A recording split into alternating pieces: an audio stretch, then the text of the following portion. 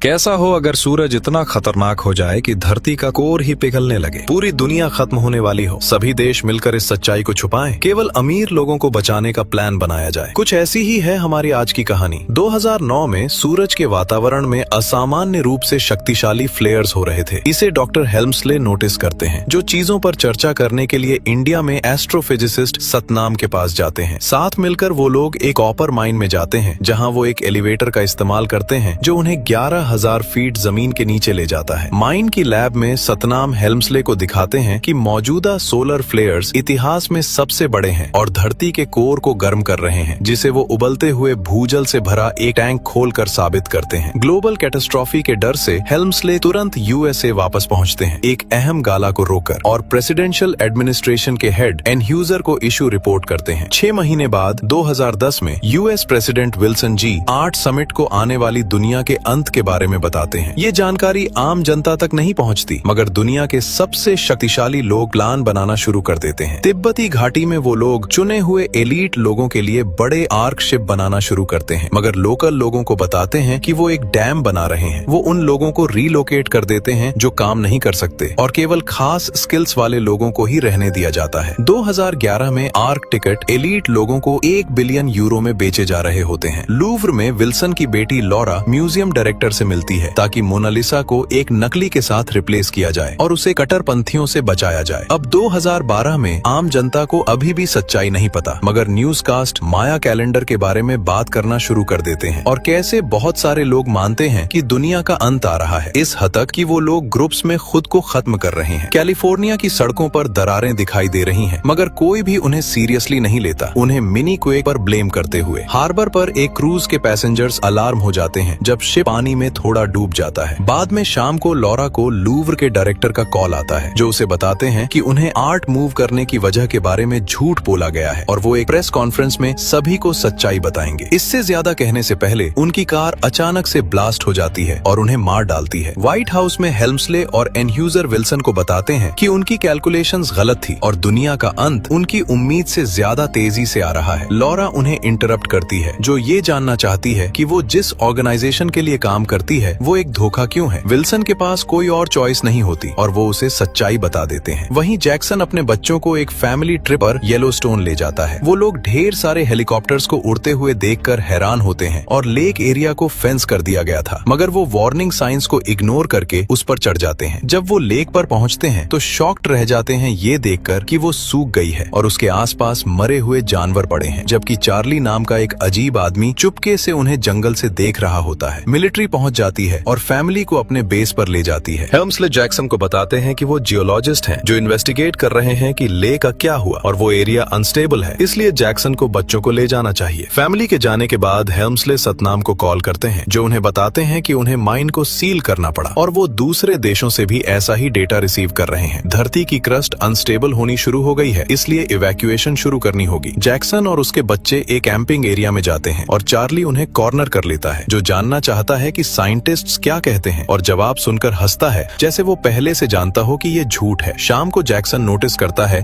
कि चार्ली अपनी वैन से ब्रॉडकास्ट कर रहा है और उसका रेडियो शो सुनता है जिसमें वो आने वाले एपोकैलिप्स के बारे में बात करता है। जैक्सन ज्यादा डिटेल्स के लिए चार्ली के पास जाने का फैसला करता है और चार्ली उसे माया प्रोफेसी के बारे में एक सिली एनिमेशन दिखाता है। जब जैक्सन स्केप्टिकल रहता है कि इतना बड़ा सीक्रेट कैसे रखा जा सकता है, तो चार्ली समझाता है कि जिसने भी पब्लिक को सच्चाई बताने की कोशिश की वो मर गया, जिसे वो ढेर सारे न्यूज़पेपर आर्टिकल से साबित करता है। जैक्सन नोटिस करता है कि एक प्रोफेसर जिसके साथ वो काम करता था 2 महीने पहले मर गया और चार्ली कहता है कि इस प्रोफेसर ने उसे गवर्नमेंट स्पेस शिप्स की लोकेशन के साथ एक मैप भेजा था। इस आइडिया को रिडिक्युलस पाकर जैक्सन अपने टेंट में वापस आ जाता है। अगली सुबह कैलिफोर्निया में अर्थक्वेक्स और भी बदतर हो जाते हैं और जमीन पर एक बड़ी दरार की वजह से एक सुपरमार्केट 2 हिस्सों में बंट जाता है। थैंकफुली किसी को चोट नहीं लगती, मगर जैक्सन की एक्स वाइफ केट उसे कॉल करती है और बच्चों को तुरंत घर लाने को कहती है। वहीं एनह्यूजर विल्सन को बताते हैं कि केवल 4 आर्क्स फिनिश हुए हैं, मतलब काफी लोगों को बचाना पॉसिबल नहीं होगा। सभी स्टेट्स के हेड्स के साथ एक मीटिंग में हेल्मस्ले एक रिपोर्ट शेयर करते हैं और समझाते हैं कि उनके पास केवल 2 या 3 दिन बचे हैं, इसलिए विल्सन अनाउंस करते हैं कि वो एक इवैक्यूएशन प्लान शुरू कर रहे हैं। केट के घर पर बच्चों को ड्रॉप करने के बाद जैक्सन को अपने बॉस से कॉल आता है, जो कार्पोव नाम का एक रशियन ओलिगार्क है। वो चुके से इवैक्यूएशन मिशन की तैयारी कर रहा है, इसलिए वो जैक्सन को अपने ट्विन बेटों को एयरपोर्ट लाने का ऑर्डर देता है। लड़कों में से एक जैक्सन को बताता है कि वो जल्द ही मरने वाला है, जबकि उसे एक बड़े शिप पर भागने का मौका मिलेगा। ये कहने के तुरंत बाद एक और मिनी क्वेक एरिया को हिट करता है। सोचते हुए कि शायद चार्ली सही था, जैक्सन एक प्लेन रेंट करता है और अपनी फैमिली को पिक करने के लिए रश करता है। उसी वक्त एक और पावरफुल अर्थक्वेक कैलिफोर्निया को हिट करता है और इस बार घर गिरने शुरू हो जाते हैं। जैक्सन बिल्कुल सही वक्त पर पहुंचता है अपने बच्चों केट और उसके नए बॉयफ्रेंड गॉर्डन को पिक करने। जैसे ही घर उनके चारों तरफ गिरते हैं, सड़कें भी टूटनी शुरू हो जाती हैं। इसलिए जैक्सन को पागलों की तरह ड्राइव करनी पड़ती है ताकि गड्ढे में गिरने से बचा जा सके। जल्द ही दूसरे लोग भी भागने की कोशिश करते हैं और सड़कें भीड़ से भर जाती हैं, जिससे जैक्सन को फ्रंट यार्ड्स और पेड़ों से होकर ड्राइव करना पड़ता है जब तक कि कार ग्राउंड प्लेटफॉर्म से कूद नहीं जाती। डाउनटाउन में ब्रिजेस और स्काई स्क्रेपर्स भी टूट रहे होते हैं, जिससे हजारों लोगों की मौत हो रही होती है। बहुत सारी ड्राइविंग के बाद ग्रुप आखिरकार एयरपोर्ट पहुंचता है, मगर पता चलता है कि पायलट मर चुका है। गॉर्डन ने कुछ फ्लाइंग लेसन्स लिए हैं, मगर उसे कोई एक्सपीरियंस नहीं है, इसलिए वो नर्वसली अपनी बेस्ट कोशिश करता है और फैमिली को उड़ाने में कामयाब हो जाता है, ठीक एयरपोर्ट के भी डिस्ट्रॉय होने से पहले। जल्द ही लॉस एंजलिस का ज्यादातर हिस्सा नीचे चला गया होता है और समुद्र कोस्ट के सभी शहरों को कवर करना शुरू कर रहा होता है। कुछ ही पलों बाद फैमिली येलोस्टोन पर रुकती है चार्ली और उसका मैप ढूंढने के लिए, मगर चार्ली वैन में नहीं है क्योंकि वो एक पहाड़ की चोटी पर अंत का इंतजार कर रहा है। जैक्सन वैन को पूरे पहाड़ तक ड्राइव करता है चार्ली को ढूंढने के लिए, मगर केवल ढेर सारे पंछियों को उड़ते हुए और पहाड़ियों को नीचे धंसते हुए देखता है। जबकि जैक्सन वैन में वहां से जाता है, चार्ली ब्रॉडकास्ट करते रहने के लिए रुकता है। जैसे ही एक ज्वालामुखी फटता है और एरिया को उड़ा देता है। ज्वालामुखी की चट्टानें बारिश की तरह गिरनी शुरू हो जाती हैं, चार्ली को मार देती हैं और वैन के पीछे हिट करती हैं। थैंकफुली जैक्सन इतनी तेजी से ड्राइव करता है कि जमीन पर दरार के ऊपर से कूद जाता है और बिल्कुल सही वक्त पर एयरपोर्ट पहुंच जाता है। उसे अभी भी वैन में मैप ढूंढना है, जिसमें इतना वक्त लगता है कि जमीन टूटती रहती है और वैन गिर जाती है। सोचते हुए कि जैक्सन मर गया है, गॉर्डन प्लेन को टेक ऑफ के लिए तैयार करता है, मगर अचानक से जैक्सन आखिरी सेकंड में वैन से बाहर निकलता है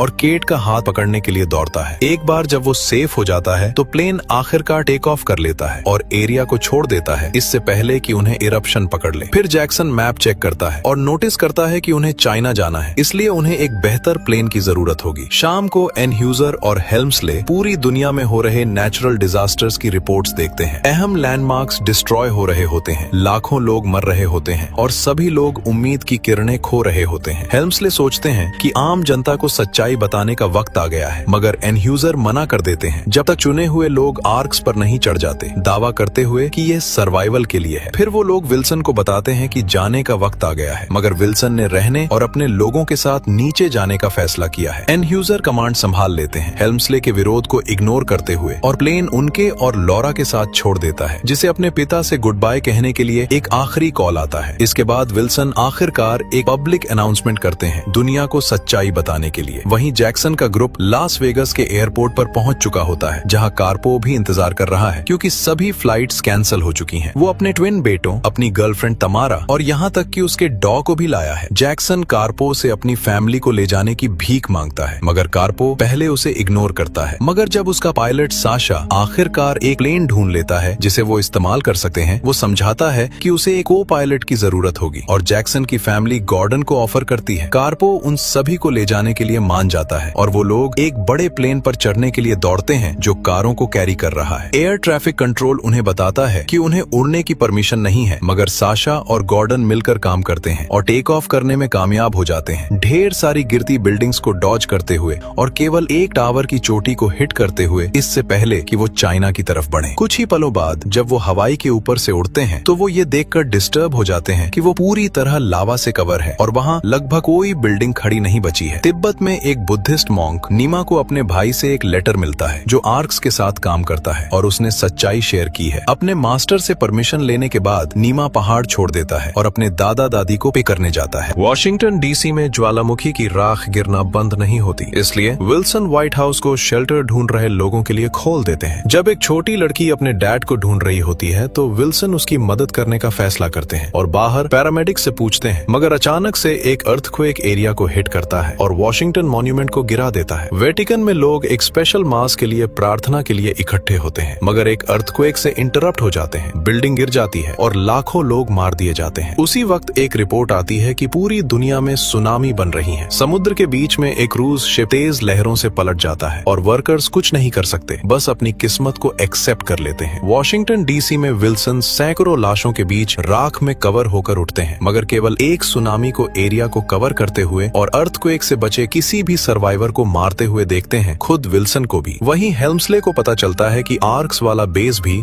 लगभग 6 घंटों में पानी के नीचे हो जाएगा और धरती की क्रस्ट बेहद ज्यादा शिफ्ट हो चुकी है। दोनों पोल्स ने अपनी मैग्नेटिक फील्ड्स रिवर्स कर ली हैं और इतना ज्यादा मूव किए हैं कि नॉर्थ पोल अब विस्कॉन्सिन में है। वापस जैक्सन के ग्रुप की तरफ साशा अनाउंस करता है कि फ्यूल खत्म हो रहा है और उसे इमरजेंसी लैंडिंग करनी होगी। एक बार जब सभी रेडी हो जाते हैं तो साशा और गॉर्डन उतरना शुरू करते हैं, मगर ये देखकर शॉक्ड रह जाते हैं कि अब कोई समुद्र नहीं बचा है। कॉन्टिनेंट्स के मूव करने की वजह से प्लेन हिमालय में खत्म हो गया है, बिल्कुल करीब जहां आर्क्स बनाए जा रहे थे। जल्द ही प्लेन अपने इंजन खो देता है और बेहद नीचे उड़ता है, जिससे वो हिलने लगता है। लैंडिंग बेहद मुश्किल होगी, इसलिए साशा सभी से कार में बैठने और कार्गो एरिया से बाहर निकलने को कहता है। पहले तो गॉर्डन साशा की मदद करता है, मगर पायलट गॉर्डन को दूसरों के साथ जुड़ने को कहता है। फैमिलीज एक साथ एक कार में निकलती हैं, जो बर्फ की वजह से सेफली लैंड हो जाती है, मगर बाकी सभी वाहन बाहर उड़कर क्रैश हो जाते हैं। साशा प्लेन को लैंड करने में कामयाब हो जाता है, मगर बदकिस्मती से वो बर्फ पर स्लाइड करता है और एक क्लिफ से गिर जाता है। तुरंत एक्सप्लोड होकर साशा को मार डालता है। उसी वक्त चाइनीज कार्गो हेलीकॉप्टर्स उड़ते हुए गुजरते हैं। जैसे ही वो जानवरों को आर्क्स तक कैरी कर रहे होते हैं, कुछ ऑफिसर्स फैमिलीज को नोटिस करते हैं और उन्हें रेस्क्यू करने के लिए लैंड करते हैं, मगर वो केवल उन्हें एक्सेप्ट करते हैं जिनके पास टिकट्स हैं। कार्पोव अपने बच्चों और डॉग के साथ चला जाता है, मगर तमारा को अपने साथ नहीं लेता, क्योंकि वो जानता है कि उसने साशा के साथ चीट किया था। असल में वो खुश है कि पायलट मर गया। ग्रुप कुछ देर भटकता है, जब तक कि उन्हें एक ट्रक गुजरता हुआ दिखाई नहीं देता, इसलिए जैक्सन उस पर एक पत्थर फेंकता है ताकि वो रुक जाए। ड्राइवर निमा निकलता है, जो उन्हें पिक करने के लिए मान जाता है। वहीं हेल्मस्ले का ग्रुप भी एरिया में पहुंचता है और बहुत सारे अहम लोगों को नोटिस करता है, जैसे क्वीन और उसके डॉग्स। केवल 4 आर्क्स फिनिश हुए थे, मगर तीसरा अर्थक्वेक से डैमेज हो चुका था और कार्पोव जैसे बहुत सारे लोगों को अभी तक बोर्ड करने की इजाजत नहीं दी गई थी। हेल्मस्ले और लॉरा ये देखकर डिस्गस्टेड हो जाते हैं कि अहम साइंटिस्ट्स के बीच बहुत सारे अमीर लोग हैं जिनके पास कोई स्किल्स नहीं है, मगर एक भी आर्क वर्कर को टिकट नहीं दिया गया। जब हेल्मस्ले अपने कैबिन में जाते हैं तो नोटिस करते हैं कि 10 लोग वहां फिट हो सकते हैं, मगर वो लग्जरी को फेवर कर रहे हैं। उसी वक्त उन्हें सतनाम से कॉल आता है, जो बताते हैं कि जैसा वादा किया गया था वैसा कोई प्लेन उन्हें पिक करने नहीं आया और एक सुनामी उनके शहर की तरफ बढ़ रही है। इसलिए वो अपनी फैमिली के साथ मरने से पहले एक फाइनल गुड बाय कहते हैं। इसके बाद पैनिक में हेल्मस्ले नया डेटा चेक करने के लिए रश करते हैं और रिपोर्ट करते हैं कि उनके पास केवल आधा घंटा है इससे पहले कि लहर आर्क्स को हिट करे। बेस के बाहर नीमा ग्रुप के साथ पहुंचता है, मगर उसका भाई तेंजिन अपनी फैमिली के अलावा किसी को भी रिसीव करने से मना कर देता है। केट उनसे कम से कम बच्चों को ले जाने की भीख मांगती है, मगर दादी तेंजिन को डांटती है और उसे सभी को ले जाने के लिए मना लेती है। आर्क्स जाने के लिए तैयार हो रहे होते हैं और कुछ लोगों को पता चलता है कि वर्कर्स डैमेज हुए शिप को फिक्स नहीं कर पाए, इसलिए उस आर्क के पैसेंजर्स को पीछे छोड़ा जा रहा है। एक गुस्से में आया हुआ कार्पो एक गार्ड को मुक्का मारता है ताकि दरवाजे से अपना रास्ता बना सके और भीड़ तुरंत ही उसका पीछा करते हुए नजदीकी आर्क की तरफ बढ़ती है, मगर शिप प्लेटफॉर्म से दूर मूव हो जाता है, जिससे कुछ लोग कूदने की कोशिश करते हैं। जैसे ही कुछ लोग मौत के मुंह में गिरते हैं, तेंजिन ग्रुप को उसी आर्क की तरफ एक ऑल्टरनेट सेफ पाथ से ले जाता है। तमारा नोटिस करती है कि उसका डॉग कार्पो के बच्चों के साथ है, इसलिए वो उसे बुलाने के लिए सीटी बजाती है। डॉग तुरंत एक संकरे कनेक्शन पर चलता है और अपने ओनर तक पहुंचता है, ठीक गेट्स के बंद होने से पहले, और तमारा मिडिल फिंगर के साथ कार्पो को बाय कहती है, जबकि तेंजिन ग्रुप के लिए आर्क के अंदर एक सीक्रेट पैसेज खोलता है। हेल्मस्ले प्लेटफॉर्म से गिरते हुए सभी लोगों को देखते हैं और अब बर्दाश्त नहीं कर पाते। वो सभी देशों के हेड्स को कांटेक्ट करते हैं और उनसे गेट्स खोलने को कहते हैं ताकि बाकी लोग भी आ सकें, मगर एनह्यूजर उन्हें इंटरप्ट करते हैं, ये बताने के लिए कि उनके पास केवल 15 मिनट बचे हैं इससे पहले कि लहर हिट करे। हेल्मस्ले हार नहीं मानते और इस बारे में बात करते हैं कि कैसे वो अपनी ह्यूमैनिटी खो रहे हैं, सतनाम के साथ जो हुआ उसका जिक्र करते हुए। जब लॉरा ये ऐड करती है कि विल्सन ने गेट्स खोले होते तो लीडर्स मान जाते हैं और उन्हें गेट्स खोलने के लिए ऑथराइज कर देते हैं। आर के अंदर जैक्सन का ग्रुप खतरे में पड़ जाता है, क्योंकि वो लिफ्टिंग मैकेनिज्म्स के आसपास चुके से घूम रहे होते हैं, जो मूव करना शुरू कर देते हैं जब गेट्स खुलते हैं। तेंजिन और गॉर्डन को धक्का दिया जाता है और वो बामुश्किल किनारे को पकड़ पाते हैं, मगर स्पिनिंग गियर्स तेंजिन की टांग को हर्ट कर रहे होते हैं। जैक्सन उनकी मदद करने के लिए रश करता है और तेंजिन को वापस ऊपर लाता है, मगर बदकिस्मती से गॉर्डन फिसल जाता है और गियर्स से पिसकर मर जाता है। जैक्सन भी लगभग क्रश हो जाता है, मगर जो केबल उन्होंने पकड़ने के लिए इस्तेमाल की थी वो मैकेनिज्म में फंस जाती है और उसे जाम कर देती है। गेट पूरी तरह नहीं खुलता, मगर इतना काफी है कि भीड़ अंदर रश कर सके। इम्पैक्ट से केवल 4 मिनट पहले लहर पहले से ही करीब आ रही होती है और पहाड़ों को ले जा रही होती है, जहां नीमा का मास्टर मरने से पहले मंदिर की घंटी बजाता है। गेट्स बंद होना शुरू होते हैं, मगर कार्पो अभी भी बाहर है, इसलिए आखिरी सेकंड में वो अपने बच्चों को आर्क में फेंक देता है, इससे पहले कि वो अपनी मौत के मुंह में गिरे। पहले की केबल की वजह से गेट पूरी तरह बंद नहीं होता, इसलिए आर्क अभी तक नहीं जा सकता। टेक्नीशियंस कैमरे चेक करते हैं और जैक्सन के ग्रुप को ढूंढते हैं, इसलिए हेल्मस्ले इशू सॉल्व करने के लिए दौड़ते हैं। उसी वक्त सुनामी आखिरकार आर्क्स को हिट करती है, बेस में बचे हुए सभी वर्कर्स को मार डालती है। पानी हेल्मस्ले के आर्क के अंदर खुले दरवाजे से आता है और जैसे ही लोग पैनिक करते हैं, सिक्योरिटी सिस्टम कंपार्टमेंट्स को एक एक करके ब्लॉक करना शुरू कर देता है। जैक्सन के ग्रुप वाला चैम्बर भी तुरंत सील हो जाता है, उन्हें अलग करते हुए और चैम्बर को फ्लड कर देता है। मामले को और बदतर बनाने के लिए लहर एक प्लेन को आर्क के खिलाफ क्रैश करवाती है, जिससे वो सपोर्ट्स खो देता है और दूसरे शिप से टकराता है। उन्हें दूर मूव करने के लिए इंजन एक्टिवेट करना है, मगर खुले गेट के साथ ये करना इम्पॉसिबल है। सुनामी आर्क को अनकंट्रोलेबली हिलाती है और उसे एवरेस्ट की तरफ ले जाना शुरू करती है, मतलब वो जल्द ही क्रैश होने वाले हैं। हेल्मस्ले चैम्बर तक पहुंचते हैं और जैक्सन की बेटी को डॉग के साथ ढूंढते हैं। फिर दीवार पर कॉम्स के जरिए बाकी ग्रुप के साथ संपर्क में आते हैं। वो जैक्सन को समझाते हैं कि लिफ्ट मैकेनिज्म को कैसे अनलॉक करना है और ये खतरनाक क्यों हो सकता है, मगर जैक्सन रिस्क को एक्सेप्ट करता है और डाइव कर देता है। जब केट इंजन की इंजरी में मदद करने में डिस्ट्रैक्ट होती है, तो उसका बेटा अपने पिता की विशेस के खिलाफ जैक्सन का पीछा करता है और हेल्पफुल निकलता है। वो फ्लैशलाइट पकड़ता है ताकि जैक्सन दोनों हाथों का इस्तेमाल कर सके। बहुत सारी स्ट्रगल के बाद वो आखिरकार केबल को बाहर खींच लेता है। ठीक उसी वक्त जब आर्क का निचला हिस्सा एक रॉक फॉर्मेशन को हिट करता है, गेट आखिरकार बंद हो जाता है और टेक्नीशियंस इंजन स्टार्ट कर सकते हैं, मगर शिप इतनी तेजी से मूव कर रहा है कि उसे वक्त पर घुमाना मुश्किल है। आर्क पहाड़ से टकराना शुरू कर देता है और बड़ी चट्टानें उसके ऊपर गिरनी शुरू हो जाती हैं, कुछ विंडोज को क्रैक करते हुए। थैंकफुली रिवर्स मोशन बड़े डैमेज होने से पहले एक्टिवेट हो जाता है और आर्क पहाड़ से दूर मूव हो जाता है। जैसे ही सभी सेलिब्रेट करते हैं और जैक्सन अपनी फैमिली के साथ दोबारा मिलता है, इसके बाद सालों को आफ्टर द फ्लड के तौर पर गिना जाने लगता है। महीने 1 के दिन 27 पर हेल्मस्ले और लॉरा अपनी पहली किस शेयर करते हैं। उसी वक्त कैप्टन अनाउंस करते हैं कि आसमान क्लियर है, इसलिए लोग आखिरकार दोबारा सूरज देखने के लिए बाहर कदम रख सकते हैं। जैसे ही तीनों आर्क्स के लोग ताजी हवा का आनंद लेते हैं, हेल्मस्ले सैटेलाइट से रिपोर्ट्स चेक करते हैं, ये जानने के लिए कि पानी कम हो रहा है और पूरा अफ्रीकन कॉन्टिनेंट उठ चुका है। आर्क्स तुरंत वहां की तरफ बढ़ते हैं एक नई जिंदगी शुरू करने के लिए। हमारी कहानी यहीं खत्म होती है। जाते जाते हमारे चैनल को सब्सक्राइब करना बिल्कुल भी ना भूलें। अगली बार मिलते हैं।